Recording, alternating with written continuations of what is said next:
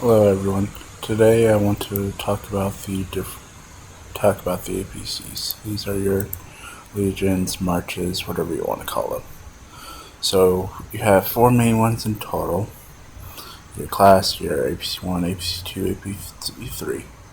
In total, you can have three heroes in each march. Um, but to unlock all three heroes in each march, you have to complete the full research. So, and each one has their own tree. So, class APC, APC one, APC two, APC three. Um, Always, as you're upgrading or as you're researching, always start with the class APC, then go to APC one, APC two, APC three. Um, and as you're upgrading the APC research, thing like that, the costs, the resource costs, and the APCs or resource costs and the research increases. So you're not gonna. If you're wondering if it's just gonna stay the same at each level, no, it won't. It's gonna increase, and it's increased pretty significantly between all of them, or it can. So now let's get back to the APCs. So you have several different things that on your APC. The destruction power, you have a power here, you have a troop limit, you have this little wrench thing with 100 next to it, and then a little cart with a number with 9 with the cart next to it. So this one right here, this destruction power, that has to do with a couple things. The destruction power is how much. Let's see if it's this. Yes. So it's how much durability you take off per hit. So my durability for my castle is 1,150 since I haven't upgraded this building.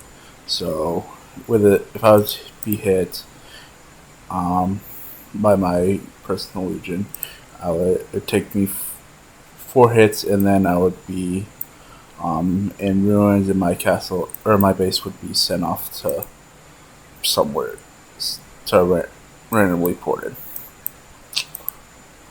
The other thing that destruction power has to do with is when we start um, Doomsday. I'll show you what that kind of. So during Doomsday, you have these different tiles and all that, and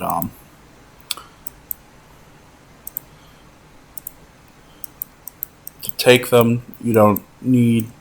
It doesn't take destruction power. It takes. I'm not going to get into what it takes for that, but let's see. But to take an enemy's tile like this, purple one or a white one, depending.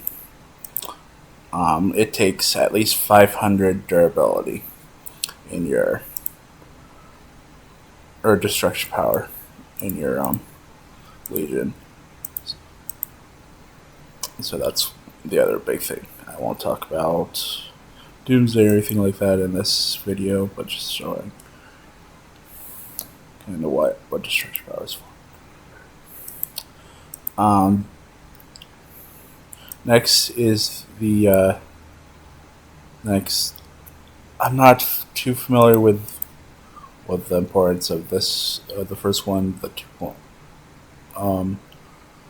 first power thing is for, so I'm not going to talk about that. Next one is how many troops you can carry in your march. Mine is 282,000. That's because of my hero levels, because of the research that the skills that they have unlocked that increase their marching capacity and all that. And as my hero levels up and all that, reaches level 50, or as my heroes level up and reach level 50, how much they can carry will increase as well. The other thing that will increase my troops count is leveling up my barracks. There's 4 different ones. The class barracks, which is my main one that I'm leveling up. If I once I can reach base level 25 and get this to level 25, I'll be able to carry an extra from extra in total. If I was at level 1 or whatever, I'd be able to carry another 80,000, which is a pretty significant buff. And you have in each of your barracks have the same thing. Next about the APCs is this is your durability. So this is how many times you can send an attack at someone, or attack a zombie, or rally. However much there, and each thing has a different cost. So attacking someone costs 5.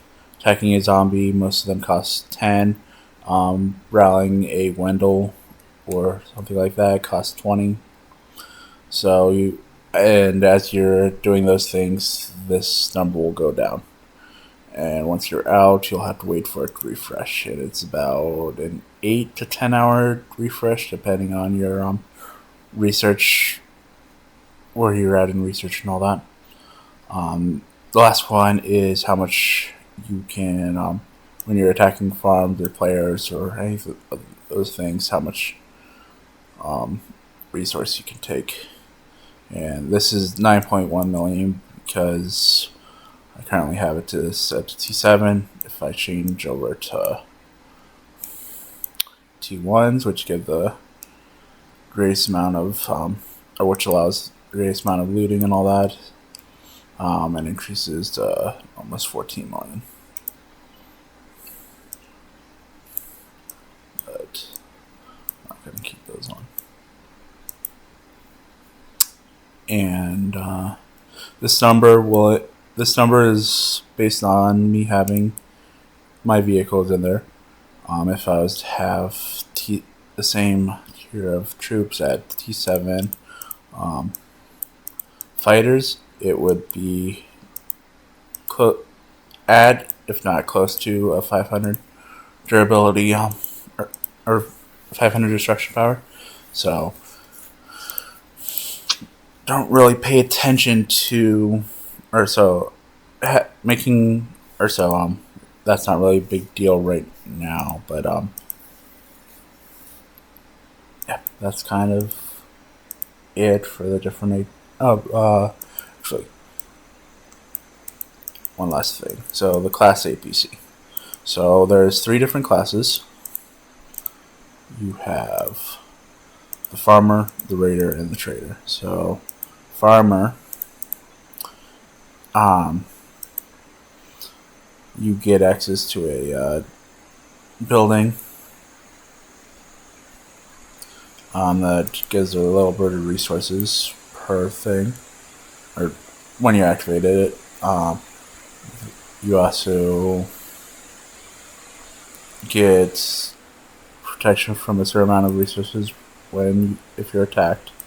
Your gathering speed is increased, and your troop payload is increased. But